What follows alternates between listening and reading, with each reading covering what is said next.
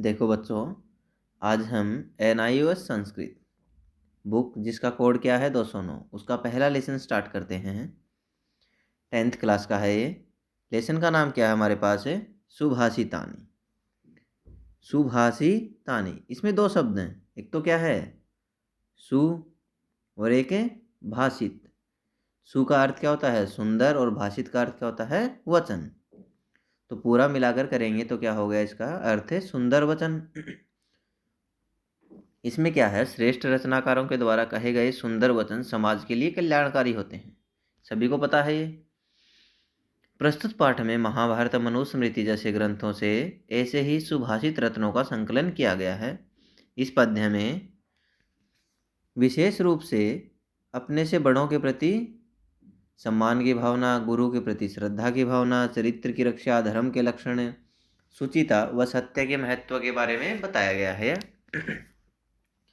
वस्तुतः ये सुभाषित पद्य मानवीय जीवन मूल्यों की अभिवृद्धि के लिए प्रेरणा के स्रोत हैं। मतलब हमारे लिए किसके स्रोत हैं?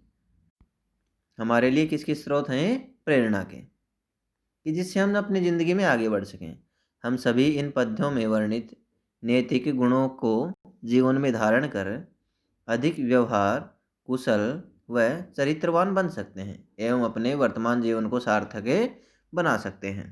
अपने अब के जीवन को क्या बना सकते हैं? हम सार्थक बना सकते हैं और अच्छा बना सकते हैं।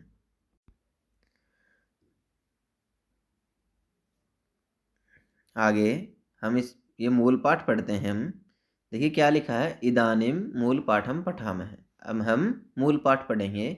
इसमें श्लोक दिए गए हैं, 8 श्लोक हैं। प्रथम एकांश में 4, द्वितीय एकांश में 4।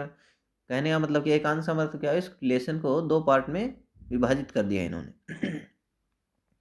अब पहला श्लोक पढ़ते हैं। पहला श्लोक इन्होंने क्या कहा, अभिवादनशीलस्य नित्यं वृद्धोपसेविनः चत्वारि तस्य वर्धन्ते आयुर्विद्या यशोबलम। अब देखो इन्होंने क्या कहा, अभिवादनशीलस्य, अभिवादन करना, अपनों से बड़ों का क्या करना, अभिवादन करना। नित्य मतलब हमेशा,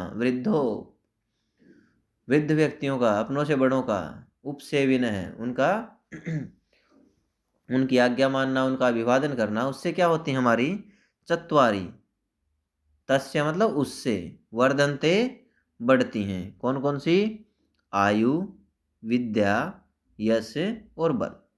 कौन कौन सी 4 चीज़ें बढ़ती हैं उससे? हमारी आयु, विद्या, यश और बल। सिंपल सा अर्थ है, अगर बड़ों का हम अभिवादन करेंगे, उनकी आज्ञा का पालन करेंगे, उनकी इज्जत करेंगे, तो उससे हमारी कौन सी 4 चीज़ें बढ़ेंगी? आयु, विद्या, यश और बल। यथा खनन खनित्रेण नरो वार्यादि गच्छति। यथा जिस प्रकार, खनन खनित्रेण है, खनन खोदना, खनित्रेण है फावड़ा या कस्सी। फावड़ा या कस्सी से हम क्या करते हैं? नर है, नर मतलब मानव, मनुष्य। वारी अधिगच्छति, अगर मनुष्य फावड़े या कस्सी से जमीन में खड्डा खोदता है तो नर मतलब मनुष्य को क्या प्राप्त होता है? वारी। वारी मीन्स पानी उसको क्या होता है? प्राप्त होता है। तथा गुरुगताम विद्याम शुश्रूषुम अधिगच्छति।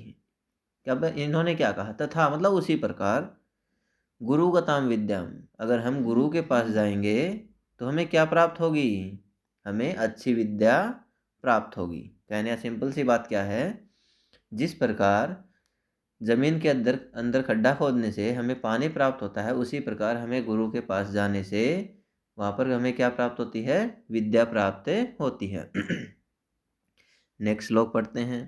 सत्येन रक्षते धर्मो विद्या योगेन रक्षते मृजया रक्षते रूपम कूलम वृत्तेन रक्षते। सत्येन रक्षते धर्मो, सत्य से किसकी रक्षा होती है? धर्म की। ये सत्य से किसकी रक्षा होती है? धर्म की। और विद्या योगेन रक्षते, योग का अर्थ यहाँ पर क्या है? अभ्यास। योग का अर्थ क्या है यहाँ पर? अभ्यास। और अभ्यास से किसकी रक्षा होती है? विद्या की। मृजया रक्षते रूपम, मृजया रक्षते रूपम, अगर हम साफ सफाई रखेंगे तो उससे हमारी क्या होगी? रूप की रक्षा होगी। कूलम वृत्तेन रक्षते, तो उसी प्रकार कूलम वृत्तेन रक्षते हैं। हमारे चरित्र से किसकी रक्षा होगी? हमारे चरित्र से किसकी रक्षा होगी? हमारे कुल की रक्षा होगी। वृत्त का अर्थ होता है चरित्र। अब हम 4 श्लोक पढ़ते हैं। वृत्तम यत्नेन संरक्षेत वित्तमेति च याति च।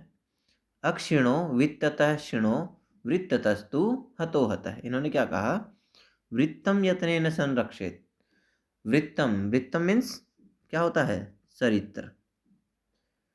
यत्नम संरक्षेत, उसका यत्न करना चाहिए, संरक्षण करना चाहिए। किसका? हमारे चरित्र का हमें यत्न अच्छा रखने के लिए हमें संरक्षण करना चाहिए।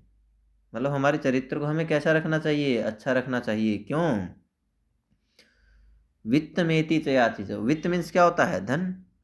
धन तो क्या होता है? आता है और चला जाता है। लेकिन अगर हमारा चरित्र एक बार चला जाता है तो वो वापिस नहीं आता। इसी तरह क्या करें हैं? अक्षिणो वित्ततः क्षिणो वृत्ततस्तु हतो हतः। अगर हमारा धन क्या होता है? एक बार चला जाता है तो वापस आ जाता है। लेकिन अगर हमारा चरित्र एक बार चला गया, नष्ट हो गया, तो वो वापस से नहीं आ सकता। वो हमारा चरित्र वापस से नहीं आ सकता। इस श्लोक का अर्थ समझ में आया? एक बार फिर से समझा देता हूँ, सिंपल अर्थ बता देता हूँ सभी का। अभिवादनशीलस्य नित्यं वृद्धोपे सेविनः चत्वारि तस्य वर्धन्ते आयु विद्या यशो बलम्।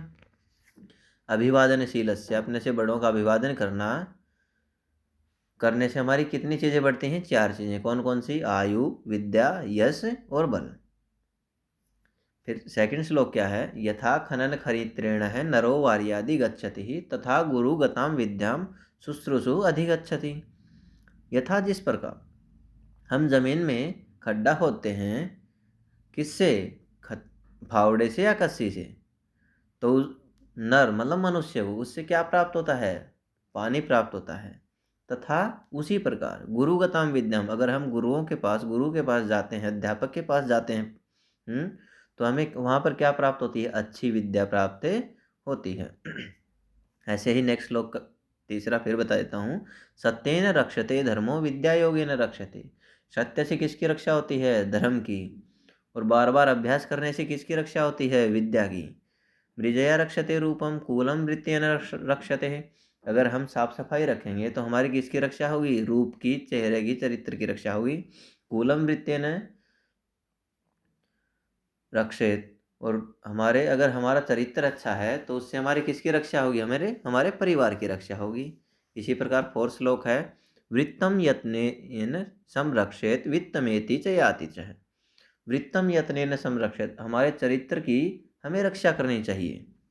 वित्तमेति च याति च है क्या है? वित्त मीन्स धन। धन तो क्या है? आता है और चला जाता है। अक्षिणो वित्ततः क्षिणो।